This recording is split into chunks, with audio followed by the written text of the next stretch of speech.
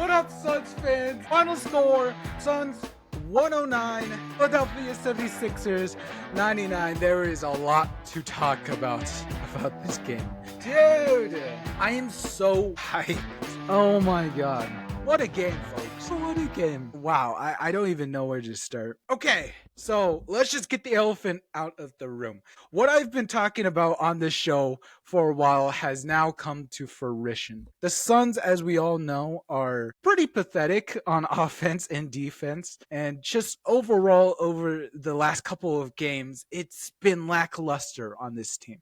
We've all been frustrated here as Suns fans together. We're all frustrated with how the Suns have been acting and playing these last couple of games. It's been so dark. I would describe this era of past Suns games as a kind of radiation. You know, if you've been following this channel for a while, I made a video a while back claiming the game that broke the Phoenix Suns, and that was our game against Detroit. And that was kind of the beginning of the end for this era of Suns basketball, where they just looked really pathetic in every aspect of the game. And that would be the nuke. And then this is the radiation that we've been living in with the Suns. So all that is to say is that the Suns have been needing change. It's frustrating when us Suns fans don't see change, and there's only so many post-game interviews these freaking players can do where they promise change and nothing happens the next day. The Suns have been slowly slipping farther and farther down into the Western Conference, and for being one of the highest paid teams, it is quite an embarrassment. But luckily, change has finally come. I've been advocating this for quite a while,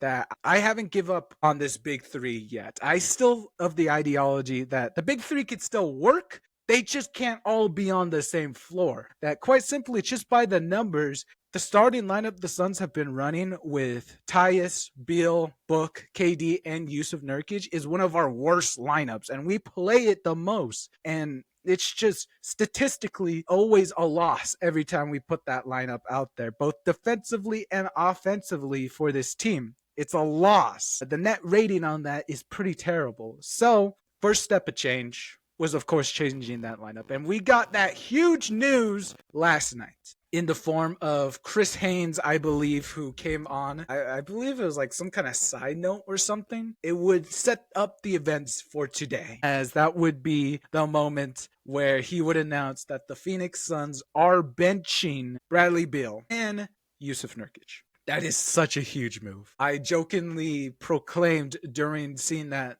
message, we could get back to winning now. And I said that, and I'm putting it on the show that I, in fact, said that. And well, who's laughing now? We're winning. Although, I'll be quite honest, I was all for benching Bradley Beal. Yusuf Nurkic being benched is another question, however. I know the guy sucks defensively and offensively, and I've tried my best just defending the guy. But at this point, he's really a weak link on the team. And, well, I mean, I now see the reason why we had to bench him. We'll get much into player performances later on, but as of right now, it's just still talking about the team overall. It's a weird thing to do, especially with our weird center rotation. Plumlee is fine, a backup, but he has his off days and he's a little slow-footed and he just doesn't complete as many plays. I mean, Yusuf Nurkic is also the same. Plumlee also isn't as great of a rebounder as Yusuf Nurkic, so there's that. And then we have our high prospect Oso, who has in some aspects looked really great and is high energy, but yet he still falls accustomed to the trap that's very common with rookie players, and the fact that he just makes rookie mistakes all the time, which hopefully get ironed out as we hopefully keep him on the Suns team. I really hope that guy can develop, as we will get into more of that later on when we talk about player performances. But as of right now, huge change up to the lineup, as tonight our starting lineup was Tyus Jones, who came back from injury, thank God, Booker, Ryan Dunn, Kevin Durant, and Mason Plumlee. And, well, I have to give credit for the Suns for finally changing. Better late than never, I guess. But I think it should go without saying that making a major change like this to the starting lineup was always going to have its growing pains, okay? I didn't really kind of expect him to come out blasting, and that's definitely what happened during this starting half of the game, where this new starting lineup only got like 6 minutes in the first quarter as we quickly fell back into our normal starting lineup with everyone else. So it was kind of disappointing. But I will say, however, is that the Suns got shots. Like, they got decent looks. It's just the Suns weren't shooting crazy, you know? It wasn't seeing the bottom of the bucket more often. And a big thorn in that was tonight's performance by our Devin Booker. 3 of 16 Booker went from the field, and he had 10 points. This is going to be a lot. I have a lot to say about Booker right now. So, obviously, we have been wanting Booker in the past couple of games and majorly this whole season for him just to be more aggressive out there. But, you know, with kind of the way the Suns played, he had to be this surrogate passer and like a point book and all of that, still kind of half existing, but really not existing. If he's kind of fallen into that role during the last couple of games. But this night, I think now with this rotation that we have seen, first of all, that first half, bad. Second half, amazing. The Suns found an amazing stride there. And it is a major component why I came out so hyped about tonight. Booker definitely still looked rough during that second half period, but he looked way better that third quarter, which usually is a quarter where the Suns struggle a lot. Booker started to be more aggressive that third quarter. Shots still regularly rimmed out for the guy, but I definitely liked his energy coming out of halftime. And I hope, even though this is one game, right? We have to acknowledge that it's one game with this whole new lineup.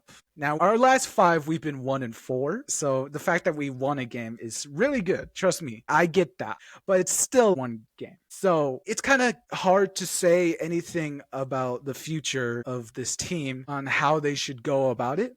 But based on tonight, I think the answer is pretty clear that this offense, this new structure the team works, we need Devin Booker to be Devin Booker again. There's so many possessions where if he was just a little more aggressive or just like if the shots just went down for him, would have been huge help for this team. So the team came in clutch for Book. The team really rallied around Book tonight, and that's how we were able to get the win tonight. So hopefully Book can recognize that and starts becoming more aggressive. We need him to be aggressive now, as he is literally, he doesn't have any more competition anymore. Competition in the sense that he was fighting with the ball over Bradley Beal. So it's literally our starting lineup are literally 2 main offensive guys are either Kevin Durant or Book. So now the emphasis is on Book having to be more aggressive again. No more 9 assists. No more 10 assists. I don't want to see this. Okay? Book, 10 points. He has 10 assists. No, stop that. Okay? We need you to be aggressive. And I hope we'll see that from him tomorrow. So, yeah, rough night from Book.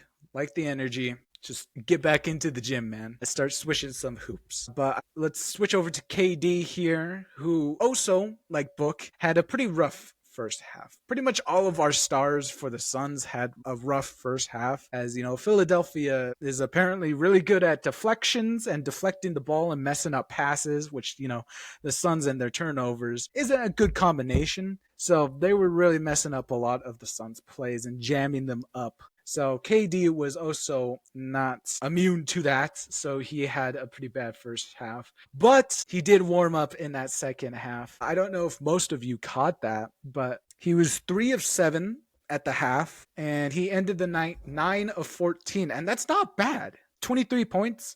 He was 3 of 4 from 3. Ooh, I love how that offense worked in that second half. But speaking more about that second half, you really got to see the Suns change a bit. And this goes to a wider issue here, that the Suns are looking way more better. What I mean by when the vibes are back, I mean, they look really good. I mean, Bradley Beal, we'll get into him in just a second, but he looks really happy. He's got his joy back. I saw KD getting really hyped on the bench a lot. And I don't know if you guys have been looking at it the last couple of games, but it's just this small little thing where, like, if the Suns are playing a home game and the opposing team, they do all the good things. They're scoring buckets, they're getting blocks, they're getting stops, whatever. Their bench is hyping them up. You see it a lot often, and it's quite embarrassing compared to the Suns, as whenever the Suns make a tough shot,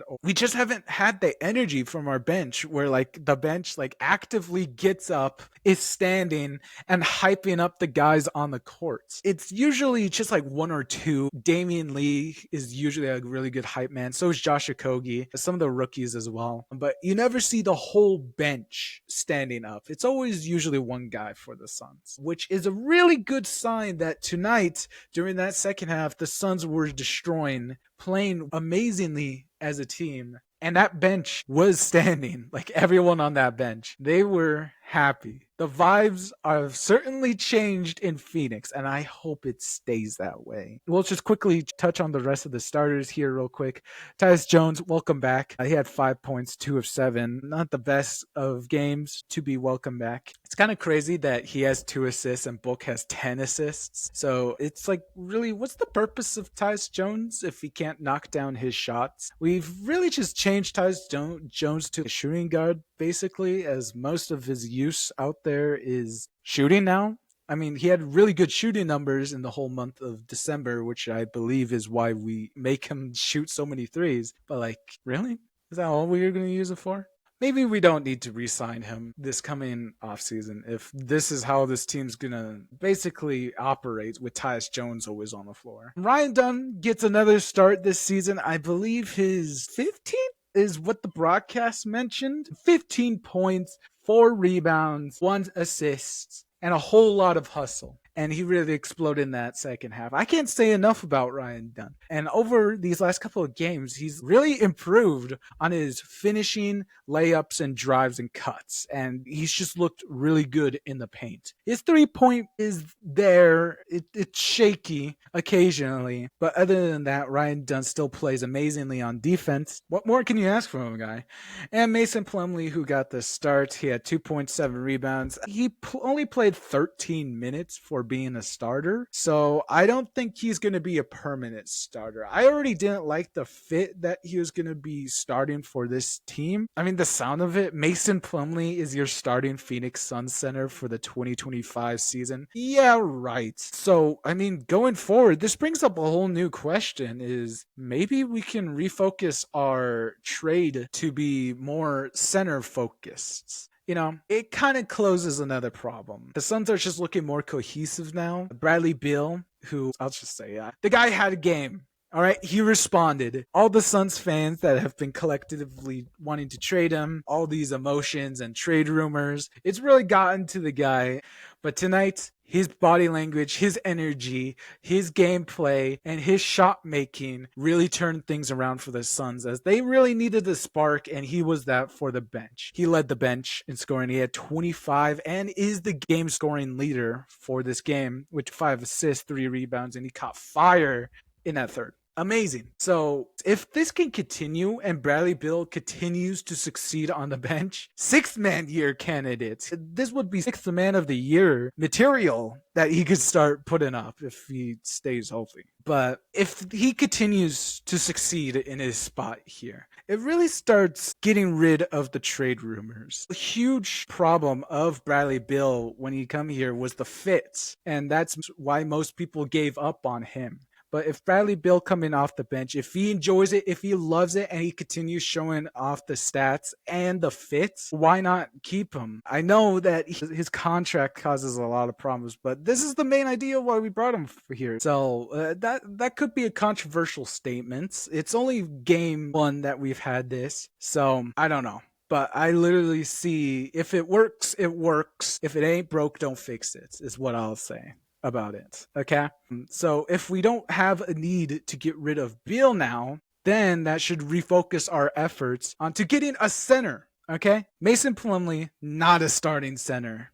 Okay, Yusuf Nurkic, who 5 points, 7 rebounds, and he got most of that in like 7 minutes when he came off the bench. He looked really good at that first half, but his defense, he got flamed by Kelly Oubre Jr., and it just really exposes his weaknesses. Like at this point, I'm really seeing no purpose why Yusuf Nurkic or Mason Plumlee should continue being on this team. And that only pushes me to think that the Suns need to start exploring options for that. If Bradley Beal is going to stay, I would say a competent center, a young, fast center. So kind of is getting there.